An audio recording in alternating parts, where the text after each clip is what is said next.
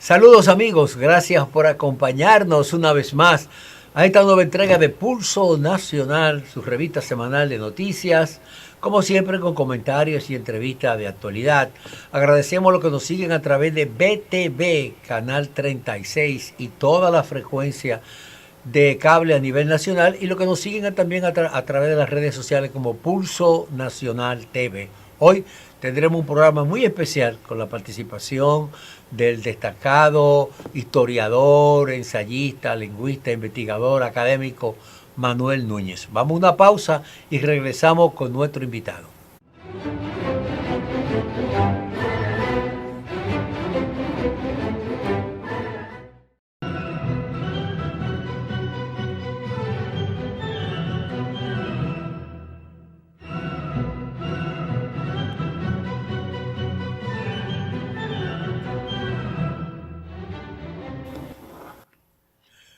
Hoy en Pulso Nacional nos acompaña Manuel Núñez, uno de los intelectuales dominicanos más rigurosos, provocadores del pensamiento contemporáneo, lingüista, ensayista, académico y Premio Nacional de Ensayo en 2 ocasiones.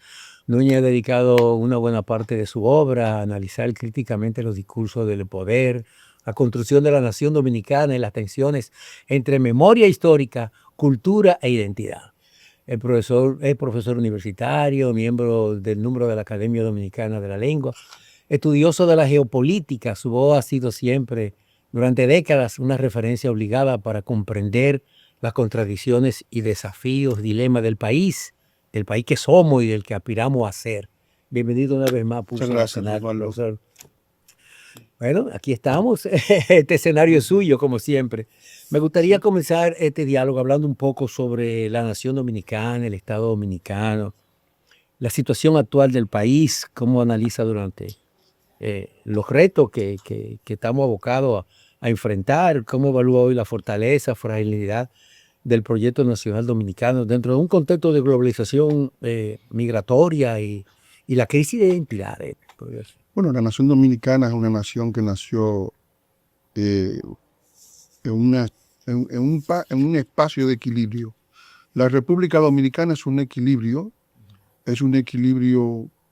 de las poblaciones, es un equilibrio de las culturas, porque nació dentro del mismo espacio geográfico con la nación de la cual se independizó. Si nosotros vivimos con Haití 3 etapas. La primera etapa fue la etapa de la lucha por la supervivencia del derecho al gobierno propio, que es la lucha que va desde 1844 hasta 1856, que es la última batalla, la de Sabana Larga y Jácuba. Luego viene otra etapa, que es la etapa en que se está luchando por la definición de la frontera. La frontera dominicana había nacido en el 1777, es una frontera preestatal, es la frontera de Aracués. Esa frontera prescribía que Sandomangue, que es la colonia que precede a Haití, y es la pesebrera en la que surge Haití, porque Haití era Sandomangue. Francia no le cambió el nombre a la isla, le dejó el mismo nombre, lo puso en francés. Sandomangue tenía 21.087 kilómetros cuadrados. Posteriormente, tras la independencia de Haití, bajo ocupaciones, bajo coacciones, bajo el tratado con Ulises Seró en el 1884, Haití se apoderó de una porción muy grande de territorio y pasó de 21.087 kilómetros cuadrados a 27.700 kilómetros cuadrados en detrimento de la existencia misma de la República Dominicana, que 6.000 kilómetros cuadrados. Perdió Capotillo, perdió Rancho Mateo, perdió la tierra del Barón de la Atalaya, de San Miguel de la Atalaya, perdió Hincha, donde nació Pedro Santana, perdió el Departamento Central, es decir, toda una serie de territorios que hicieron que tras la firma del Tratado del 29 que fue modificado por Trujillo en el 36, porque Trujillo en el 36, para lograr la frontera definitiva legal, del 29 quedaron 7 zonas que no fueron delimitadas convenientemente por la Comisión Fronteriza que nos legó la frontera, y en el 36 esas zonas fueron ya delimitadas definitivamente. Trujillo se dio el Valle de la Miel y Capotillo, la parte de Capotillo más amplia, y hizo la carretera internacional. Y entonces la República Dominicana, que había tenido 56.000 kilómetros cuadrados, terminó en 48.000 kilómetros cuadrados. Los haitianos, en agradecimiento a la sesión dominicana, ya final, y de luego los dominicanos exaltaron a Trujillo para que se diera el primer Nobel de la Paz en aquel momento del 36. Pero en el 36 mismo se produjo una situación muy sui generis, porque en Cuba estaba la pentarquía, donde el hombre fuerte era Fulgencio Batista y Saldívar, y Cuba en aquel momento declaró la ley de cubanización del trabajo y decretó la expulsión de los haitianos que estaban allí legalmente, porque los haitianos emigraban a Cuba constantemente. Ya Haití era un país inviable. Y entonces, en esa época, Cuba expulsó en ese año a 86.000 haitianos. Wow. Estaban en el corte de caña principalmente. Estaban en todas las actividades, sobre todo en Guantánamo, esa zona, ¿no? Y entonces esos haitianos comenzaron a establecerse en la frontera recién fijada por Trujillo y Stenio Van Sant. Y eso provocó, al no poder, digamos, regularizar una situación que prácticamente amenazaba a las 5 provincias fronterizas, provocó la matanza del 37. Es decir, que hemos tenido no solamente el ciclo de la independencia, el ciclo de la definición fronteriza, y luego viene un tercer ciclo, que es el ciclo de la situación que se presenta a la República Dominicana como una nación inviable, que ha destruido el bosque, apenas me queda menos del 1% de capa boscosa, que es el país más pobre del continente, que no tiene un polo de autoridad para su desarrollo, cuya población, que tiene todos los récords del analfabetismo y de las enfermedades que se transmiten por vectores, no puede en poco tiempo transformarse en un factor de riqueza. Se nos plantea el tercer reto con Haití, el tercer desafío, que es la vecindad. La vecindad con un Estado cuyo desplazamiento poblacional ha desnacionalizado la agricultura en la República Dominicana, en la construcción, en el azúcar, en todos los cultivos, en los servicios. Es decir, ha sido una especie de desplazamiento, ¿no?, que amenaza con destruir todos los logros que los dominicanos hemos hecho en salud, en educación y en bienestar de nuestra población. Y esa amenaza es la mayor amenaza al país. En su libro Los casos de la nación dominicana, una obra que yo invito a todos los dominicanos que no la conozcan, que la procuren, que la lean, o que comprendan realmente parte de nuestra idiosincrasia, de nuestra formación y de lo que usted ha advertido que podría ser. Usted habla de que una erosión del concepto de nación, ¿considera que esas advertencias se han confirmado, se han profundizado? ¿O cómo se visualiza en el presente? Bueno, la nación es anterior, en el caso dominicano, la nación es anterior al Estado. Es decir, Los dominicanos, ya el criollo empieza a surgir desde el siglo XVII, cuando se produce una compactación de las poblaciones que inicialmente forman y constituyen el pueblo dominicano, las poblaciones españolas, africanas e indígenas, sin las tres grandes herencias que nos constituyen, y eso viene en gran medida por la desaparición de las lenguas indígenas, que eran tres, el macorí de arriba, el macorí de abajo y el taíno, la desaparición de las lenguas africanas, la hispanización de los grupos, el mestizaje predominante ya desde el siglo XVIII, y hay una comunidad de vínculos consanguíneos, hay una comunidad histórica, hay una comunidad de cultura, y eso hace que se forme un sentido de nación, un sentido de nación que va a buscar como forma de preservación la búsqueda del gobierno propio, que es la búsqueda del Estado.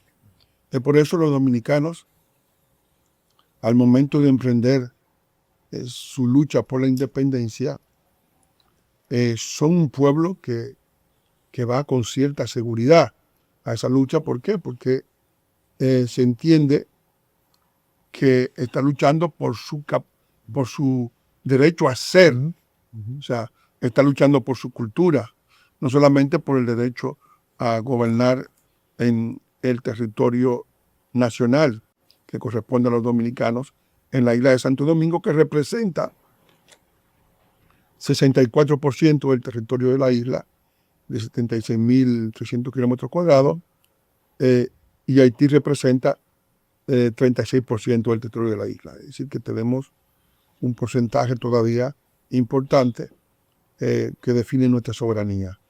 De todos modos, nosotros hemos sido víctimas de las luchas que emprendieron las potencias europeas en contra de España, porque somos en el hemisferio la única isla de las Antillas Mayores que tuvo que ser fragmentada y amputada en su desarrollo nacional. Usted se refiere a este aspecto importante del manejo histórico de la situación que se ha creado con Haití, nuestra relación de hace tanto tiempo. ¿Usted considera que en la República Dominicana existe una memoria histórica rota actualmente? ¿Y cómo podría un señalamiento en estos momentos? ¿Estamos ante Yo creo que una memoria selectiva o poco funcional por parte del poder? Yo creo que en la República Dominicana hay una conciencia de lo que son los dominicanos, es decir, no existe un divorcio del dominicano de su estructura. Primero porque la República Dominicana es un país singular, ¿ves? Es la única nación del continente verdaderamente mestiza, la única nación mulata en el mundo. O sea, los dominicanos no se parecen a nadie. En el mundo. En el mundo, sí. Dicen que decía Pedro Andrés Pérez Cabral que era Brasil. Brasil no lo es porque Brasil tiene zonas que sí lo son, porque en Brasil hay, por ejemplo, en Bahía, que tiene más habitantes que la República Dominicana, pues la mayoría de la población es mulata y es muy parecida a los dominicanos, pero en el conjunto Brasil no lo es. Brasil tiene zonas que ya no son, que no tienen esa característica, tampoco lo es Puerto Rico y tampoco lo es Cuba, o sea que en evidencia nosotros somos un ente único, y ese ente único... ¿Qué determina eso? ¿Qué determinó eso? Bueno, determina varias cosas. La primera de ellas es que determina que mucha gente se refiere a veces de manera despectiva a la cultura dominicana, diciendo que los dominicanos no tienen un vínculo emocional con África, y hay algunos antropólogos y cientistas que están buscando restablecer de una forma artificiosa y yo diría en cierto modo absurda dicho vínculo, porque evidentemente se ha producido una no una desaparición biológica, porque biológicamente los dominicanos son lo que son mulatos, sino una desaparición cultural de la cultura africana, propiamente dicha, ¿no? Sin embargo, lo que impera entre los dominicanos, tanto en un grupo, en los negros como en los blancos, es la cultura mestiza. Sí, la cultura de la mezcla, es decir, no la cultura en la que se desarrollan los particularismos. En Cuba y en Puerto Rico se desarrollaron los particularismos. Por ejemplo, en Puerto Rico hay una poesía negroide. Tenemos a Fortunato Vizcarrondo, el autor de ¿Y tu abuela dónde está?, de Dingui Mandinga, y tenemos a Luis Palés Mato, el autor de los poemas negros de Puerto Rico, de Loíza. ¿Y en Cuba? Y en Cuba también tenemos a Emilio Vallagas y a Nicolás Guillén. Nicolás Guillén, que es el autor del Sóngoro Cosóngoro. Es decir, y actualmente hay toda una serie de... Pero hay muchos rasgos culturales todavía de la presencia africana en República Dominicana. Algunas manifestaciones como el uroya, el gagá, los palos, todavía son expresiones culturales que se han adaptado a nuestra cultura, bueno, pero que se mantienen en algunas zonas, por ejemplo, en el sur. Hay expresiones culturales que son por ejemplo, el gagá no es tanto la cultura dominicana, es la cultura de los inmigrantes haitianos en República Dominicana. Es decir, y en el caso del guloya. Los guloyas son inmigrantes de las Antillas en República Dominicana. Los palos. Y los palos son ya más ligados a nuestra tradición, porque vienen de los ingenios y de los demás, pero de los ingenios anteriores a la migración haitiana. Sí, pero lo esencial es que una unidad no puede representar lo múltiplo. Yo sé que hay puntos muy específicos que tienen una característica cultural. Por ejemplo, Villamella, que fue originalmente una zona... hay un asentamiento de mucho...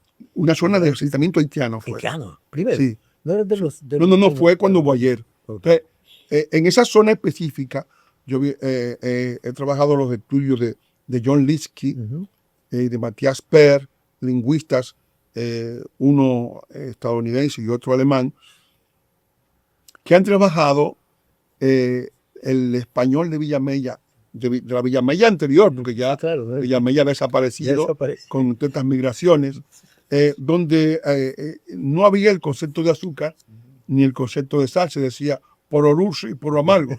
Es decir, que era un sistema del español incompleto debido justamente a esa situación. Luego, los estudios del antropólogo Carlos Hernández Soto establece el origen del pueblo, es decir, dice quiénes lo fundaron, los Minier, en la época del 1822, es decir, hay una descripción sumamente importante, y allí, pues evidentemente, es un enclave cultural dominicano, porque es dominicano, pero tenía su característica propia. Por esos puntos no pueden representar el conjunto de los dominicanos, que es un conjunto no de pri-pri, sino de merengue.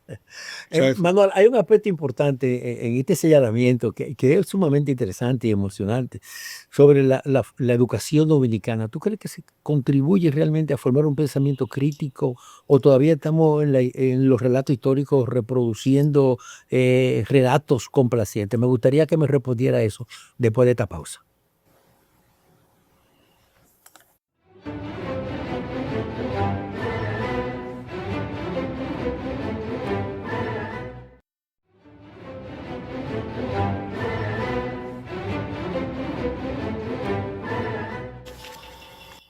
Conversamos con el historiador Manuel Núñez. En el segmento anterior hablábamos del papel que juega la historia y quedó en el aire una pregunta. ¿La educación dominicana está contribuyendo a formar un pensamiento crítico? Usted que está muy vinculado a la educación también, sobre nuestra historia, o seguimos reproduciendo relatos complacientes. Yo creo que nosotros estamos en una situación sumamente, digamos, crítica en el sentido de que no hemos tenido una conciencia clara del para qué de la enseñanza, de la historia, en el esquema educativo. La historia generalmente se utiliza para crearle un pasado a los niños. El niño que nació ayer o antes de ayer o la semana pasada, o el que tiene todavía 4 años, no tiene pasado. Nosotros le fabricamos un pasado a través de la enseñanza, El relato histórico. a través de la narrativa que vamos a incrustar en su cerebro para que se sienta parte de una comunidad en la cual él ha nacido, es decir, y para que defienda esa comunidad y para que esa comunidad pueda seguir existiendo más allá del espacio de una vida humana que por lo general nunca es muy larga. La vida son menos de 100 años. En el mejor de los casos. En el mejor de los casos. A veces son menos de 50 o un poco más de 50. Pero yo estoy seguro que tú vas a vivir más de 100. No lo sé. Yo creo que sí. Yo tengo Tú eres un centenarios. Pero bueno, quiero decir que el objetivo de la educación es ese. Ahora, claro. ese objetivo no se está logrando. Transmitir los valores. No se está logrando y entonces eso hace que los dominicanos no defiendan con el ardor que deben hacerlo su continuidad histórica como nación, sus tradiciones, sus valores, su cultura, su territorio, su país, sus conciudadanos, sí, con los cuales están emparentados con vínculos consanguíneos, por haber vivido una vida juntos, por haber luchado juntos, por haber peleado juntos. Es decir, todo eso genera una circunstancia que la educación todavía no llena esas expectativas. Hemos incluido la educación cívica, que es también importante. Es un paso importante. La noción de la pertenencia al país. Es decir, porque la escuela, además de la instrucción, que es fundamental para que la gente luego se dedique a las profesiones, debe fomentar la pertenencia a la nación, el carácter de identidad, el carácter de reconocimiento y el carácter de continuidad y de responsabilidad. Se dice que el que no conoce su pasado, pues tiende a repetir los errores. Sí, exacto. Sí, eso es una frase de Menéndez Pelayo. De Menéndez Pelayo. Que tiene desgraciadamente una visión profética, en algunos casos extremadamente trágica. Tú piensas, por ejemplo, que en el año 52, cuando Batista da el golpe de Estado en Cuba, Fidel Castro hace el fallido ataque al cuartel Moncada, que era un ataque suicida. Sí, claro, una aventura. Una aventura de un loco, ¿no? Sí, claro. Es decir, desde el punto de vista militar, sí, claro, no desde el punto de vista exitoso que fue la propaganda. Y luego, 50 años después, Hugo Chávez da el golpe tras el Caracazo. Repite el mismo esquema. Sí, o sea, exactamente. Ambos pasan 22 meses en prisión. Ambos son indultados irresponsablemente. Wow. Y ambos llegan como si fuera una historia paralela. Sí. Es decir, ¿cómo es posible que Rafael Caldera, que fue un presidente importante de Venezuela, no se diera cuenta de que se estaba repitiendo el mismo esquema? Y de una manera tan precisa, puntual. Precisamente, exactamente el mismo recorrido. Sí, un ataque fallido, una prisión que te catapulta a la popularidad. Sí. Luego, naturalmente, las épocas eran distintas. Sí. No llegó por una guerrilla. Sí, pero después el asalto al poder, como quieras. Sí, el asalto al poder. Pero llegó por elecciones, ¿no? luego las elecciones, tras las elecciones es el mismo esquema. Chávez dice que él no va a nacionalizar las propiedades, que él no es comunista. Es decir, dice exactamente lo mismo que dijo el otro. Que andaba con su crucifijo. Andaba con crucifijo, va donde el cardenal, porque son expertos en mentiras, o sea, mienten como bellacos, y entonces se pone una cruz, va a misa, y tiene inclusive el tupé de comulgar con todos sus pecados. Es decir, que sigue exactamente el mismo camino y llega exactamente, y luego, naturalmente, se deja colonizar por el otro, que es el gran papa, ¿no? O sea, fíjate que la historia se repite. El único animal que tropieza dos veces con la misma piedra, como dice ese filósofo llamado Julio Iglesias, es el hombre. Es el hombre. Bueno, entramos ya al tema político, siempre un tema realmente interesante, que despierta pasiones. Me gustaría saber cómo valora usted el debate político actual en la República Dominicana con las ideas, proyecto, el país, la administración del poder. ¿Cómo se está manejando la política? ¿Cuáles son las perspectivas de la consolidación del sistema político y del papel de la democracia? Yo lo que veo que en nuestra democracia la gran falla no es la falla electoral. No. Aquí hay elecciones continuamente. Y hay madurez en ese sentido. Hay madurez, hay reconocimiento. Ha habido momentos en que se han introducido factores extremadamente preocupantes, como fue en su momento, en su día, la llegada de Joao Santana. Sí. Que, fíjate, el objetivo de ciertos grupos que lograron convencer a mucha gente, incluso a gente ingenua, era repetir exactamente el fenómeno de Venezuela, de Sbalmati. Uh-huh.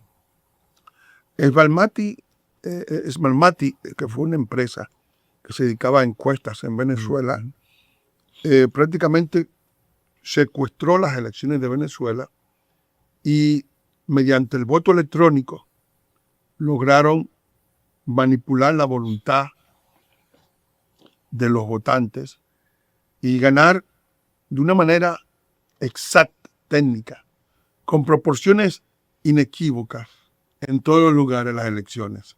Es decir, y ese... Cosa que en la realidad es imposible. Sí, no, pero que aquí hubo toda la idea del voto electrónico. Sí. Tú recuerdas que tuvimos que suspender las elecciones legislativas y municipales en una ocasión durante el gobierno del presidente Medina, porque se le dañó el muñeco en medio del camino. Es decir, parece que el programa no era de mucha calidad, pero el objetivo era que ese sistema respondiera a sus intereses. Respondiera a los intereses de la continuidad del poder. Entonces yo pienso que en la medida en que los sistemas electorales, mientras más simples, menos complejos son, es mejor. Es mejor perder 2 horas en el tiempo de transmisión de las elecciones que perder las elecciones completas mediante un truco de cámara elaborado porque hay muchos expertos que se dedican a eso, a secuestrar países y a secuestrar elecciones con el voto electrónico. Se ha denunciado incluso que Smartmatic influyó en aquel momento en la derrota de Trump, porque hubo estados de los Estados Unidos que adoptaron esa tecnología con el voto electrónico. Aunque se dijo que era lo contrario, que Trump había ganado manejando parte de los retos. No, porque fue cuando Trump perdió. Que sí. Cuando perdió, sí. Cuando perdió. Yo estoy hablando de cuando perdió. Ok. No de cuando ganó.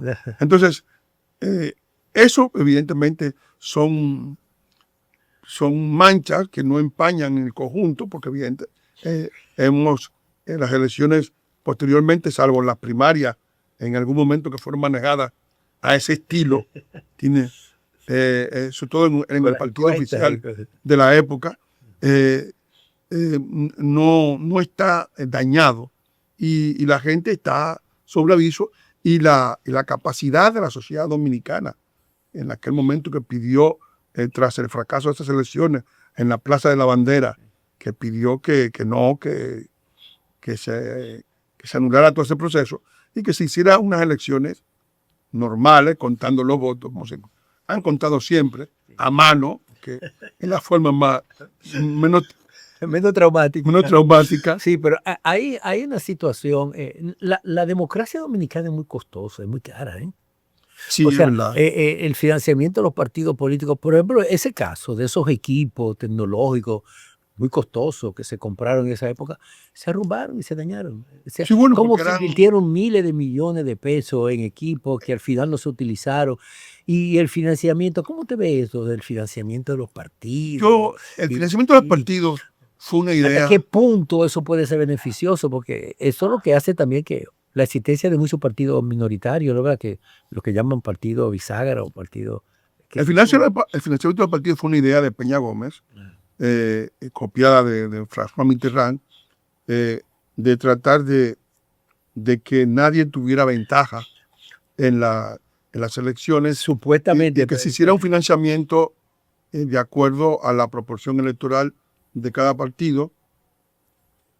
Pero luego ese tipo de situaciones no suspendió la financiación privada Exactamente. independiente, con lo cual evidentemente Había una contradicción. el objetivo que se buscaba inicialmente se perdió y eso ha convertido a los partidos en entidades burocráticas, en entidades de gente e incluso no ha impedido que la financiación del narcotráfico, que era el mayor temor, no haya penetrado los partidos y de hecho lo ha penetrado.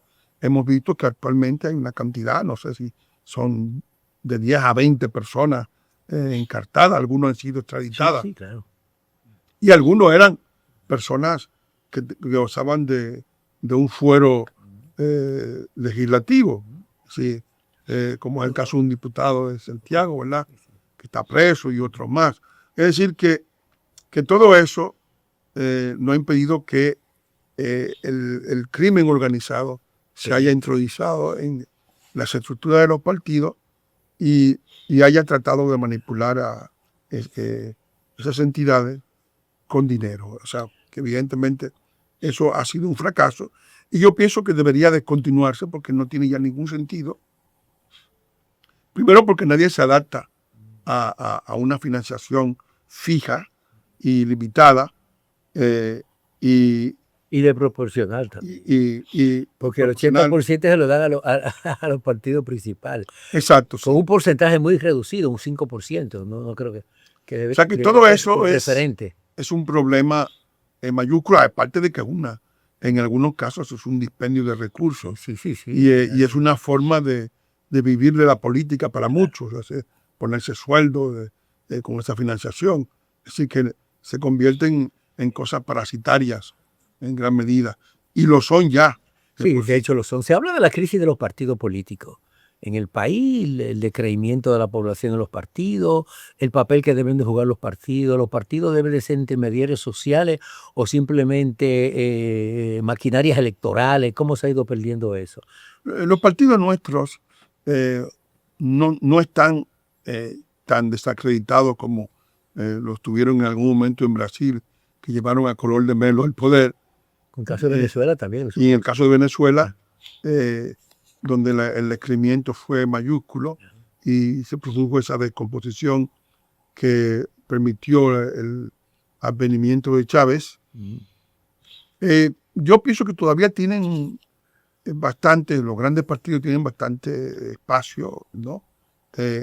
De acción y lo que no hay es una claridad de proyectos en los partidos. Correcto. O sea, no tienen, son partidos que están hechos como maquinaria para llegar al poder y tienen unas estructuras puramente clientelar, puramente extractivas. O sea, no tienen una claridad. Tanto es así que algunos de los partidos mayores nuestros pertenecen al Foro de Sao Paulo y algunos dirigentes están en el Grupo de Puebla, o sea que se dejan embaucar por todos estos vendedores de humo que hay en América Latina y luego lo que hay es un ejercicio del populismo, de tratar de comprar voluntades mediante dádivas, mediante todo lo que es la política hacia las comunidades, la repartición del presupuesto entre gente necesitada que termina siendo cooptada para la política y para convertirla en borregos de sus ideologías políticas, ¿no? Evidentemente, el panorama que usted está planteando evidencia que hay una crisis en el liderazgo político nacional. Los partidos han perdido la ideología. Antes eran partidos de izquierda, partidos de derecha, socialdemócratas, socialcristianos. Eso se ha perdido, todo como convergen en lo mismo. No hay un liderazgo intelectual que señale una diferenciación en la política. ¿Qué está sucediendo con eso? Bueno, los partidos no solamente es que han perdido la ideología, ellos han seguido conectados a las grandes... Anda como sin rumbo. No, han seguido conectados a las grandes centrales latinoamericanas, por ejemplo. Algunos son de la Internacional Socialista, otros son de la UPLA, otros son de la Democracia Cristiana. Lo que hay es una ausencia de contenido en las políticas, una ausencia de proyectos, una ausencia de reflexión de cuál debe ser el destino de la República Dominicana, y algunos de ellos lo que hacen es adoptar las prerrogativas y las directrices del consenso de Washington para mantenerse en el poder. Es decir, Claro. al final Se suman a eso. Sí. lo que hay es una política puramente sin ideales, sin proyecto, sin rumbo, sino una situación de grupos que van al poder a servir a los intereses y a los propósitos de los organismos internacionales que le leen la cartilla y que una vez llegan al poder le entregan la hoja de ruta, como se dice ahora vulgarmente, ¿no? Si este es el camino y tú sigues por ahí, no vaya a ser que te descarrile y que lleve el país a una crisis. Definitivamente hay un empobrecimiento marcado del discurso político.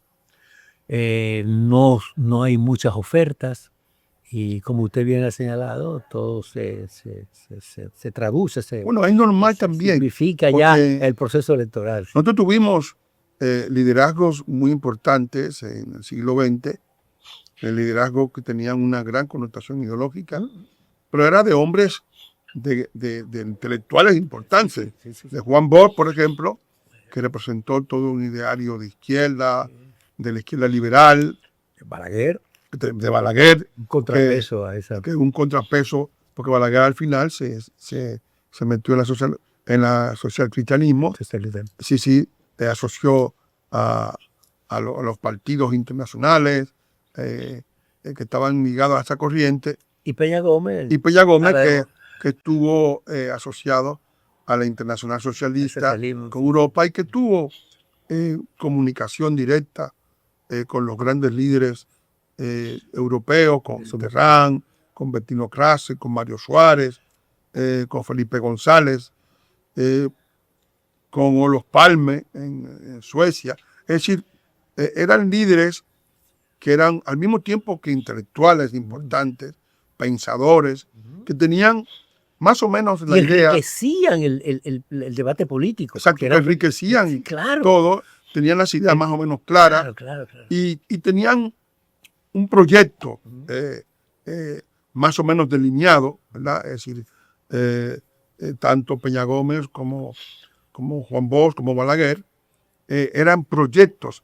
Entonces, la adscripción a esos hombres tenía un carácter también de que muchas de las personas no solo iban a ellos por el bienestar que podían procurar al país, sino porque esa misma persona entendían que ellos encarnaban la corriente que salvaría a la nación dominicana de su desarrollo, la forma de transformar al país en un factor importante de riqueza para nuestra población. Profesor Núñez, vamos a una pausa.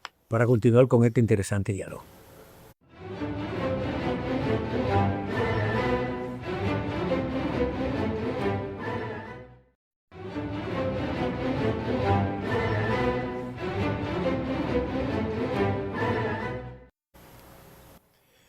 Ahí estamos en la parte final ya de esta interesante entrevista con el profesor Manuel Núñez y ya me gustaría ya en los minutos restantes hacer un enfoque de la geopolítica, la soberanía, el entorno general. Desde su experiencia de geopolítica, ¿cómo evalúa la posición de la República Dominicana en un escenario regional y global actualmente? Con La esta crisis? República Dominicana es una especie de isla en medio de las convulsiones que estamos rodeados. Estamos viendo que Venezuela, que es el principal país de la costa caribeña, está prácticamente, ha pasado de ser un protectorado cubano, ruso, iraní, chino, a ser un protectorado norteamericano, debido a que actualmente la persona que se ha quedado en el poder está bajo las órdenes de Washington directamente. Luego Colombia ha tenido una situación de involución en términos de sus desarrollos últimos con Petro. Centroamérica es todo una situación inestable, ¿verdad? Debido a las maras, a todos los problemas heredados de la Guerra Fría. Y naturalmente está el gobierno ilegal de Ortega en Nicaragua. México, que es el país que sigue, es un país donde operan alrededor de 6 o 7 carteles, la familia michoacana, el cartel de los Zetas, el cartel de Juárez, el cartel de Chihuahua, el cartel de Sinaloa, y todos esos carteles operando naturalmente condicionan enormemente la acción del Estado. Claro. Y Puerto Rico ha caído en default detrás de los huracanes y catástrofes últimas, y el abandono mismo en que ha estado la isla, que perdió más de 2,5 millones de habitantes en los últimos 9 años. Cuba está en su peor momento. Jamaica está en una situación igualmente calamitosa. Haití, que es nuestro vecino, el Estado se derrumbó, y la República Dominicana es el único territorio Surge en medio de esa... que en los últimos 50 años ha estado creciendo a un ritmo de un 3, un 4% anual, que ha logrado progresos importantes, que es la 7ª economía del continente. Pero todo ese progreso de los últimos 50 años y el hecho mismo de que ha habido una estabilidad política, pese a todas las situaciones de amenaza y de nubarrones que pudieron en algún momento empañar esos procesos, hace que la República Dominicana, que ha sido la economía más exitosa del Caribe, de todo el Caribe, sea a su vez un equilibrio frágil, un equilibrio inestable, porque tiene que lidiar en su entorno con la desnacionalización que produce el desplazamiento masivo de haitianos hacia el país. No sabemos cuáles van a ser finalmente las consecuencias de ese fenómeno, pero un fenómeno que socava los progresos que el país ha logrado en los últimos años. O sea que estamos en una situación, yo pienso, al mismo tiempo de éxito y al mismo tiempo de fracaso. Hay un peligro latente, claro, en el caso de... Hay un equilibrio inestable. O sea, y ese equilibrio viene justamente de que la destrucción de Haití, donde no hay un Estado, donde no hay un polo de autoridad, donde ha sido un país intervenido que no ha podido sobrevenir a ponerse de pie, donde hay apenas 1,5% de capa boscosa, un país que se deforesta a ritmo acelerado, crisis alimentaria, crisis medioambiental, crisis económica, crisis política. Todas esas crisis, y al mismo tiempo combinadas con el abandono de la comunidad internacional, eso se refleja en el pues convierten a ese país en una bomba de tiempo que puede, en su desplazamiento, en la búsqueda de la salud, del empleo, de la comida, del agua, de los recursos,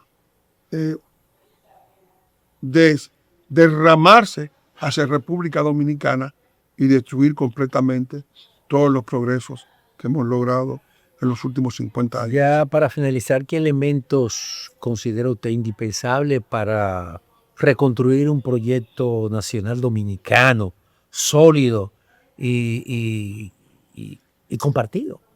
Yo pienso que el principal elemento es, para construir eso, es un elemento de reflexión, de clarificación de cuál es el objetivo de la República Dominicana, de cuáles pueden ser las ventajas, de cuáles deben ser las líneas rojas, es decir, los puntos de quiebre por los cuales el país no debería pasar nunca, como es el caso de nacionalizar su mano de obra completamente y de perder el control de la productividad y de perder el control de la paz pública, y al mismo tiempo el tratar de mantener en el largo plazo todos los progresos que hemos logrado en términos económicos, es decir, mantener la estabilidad de la moneda, mantener la estabilidad económica,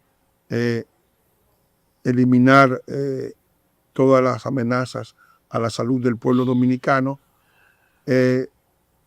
elaborar un proyecto educativo adaptado al desarrollo de la República Dominicana, porque aquí tenemos muchas universidades. Una deuda. Estamos inaugurando muchas universidades, pero estamos saturando las profesiones. Claro. Hay una cantidad inmensa de abogados, una cantidad inmensa de ingenieros. Es decir, hay áreas en las que tenemos una sobrepoblación profesional Y carencia de lo que y realmente hay áreas en demanda las el que mercado. carecemos de ese capital Profesor, humano. si usted tuviera que advertir o aconsejar a las nuevas generaciones, ¿cuál sería el principal error que no debería cometerse? El principal error que no debería cometerse es el error de convertir a la República Dominicana en un experimento político fallido como el que se han producido en muchos países de América Latina, creyendo que entregarle el Estado a una capita de iluminados que dicen hablar en nombre del pueblo va a resolver los problemas. Yo pienso que la República Dominicana debe mantenerse en el marco democrático, ¿no? En la idea de que el verdadero dueño, el verdadero soberano de la República Dominicana debe ser el pueblo dominicano, que atribuye por tiempo limitado, subrayo, por tiempo limitado, el poder a un grupo de gobernantes. Así, bueno, agradecemos mucho al profesor Manuel Núñez, destacado historiador, lingüista, académico, ensayista, por su participación hoy con nosotros en Pulso Nacional. Y ustedes, amigos, no se muevan porque hay mucho más en Pulso Nacional.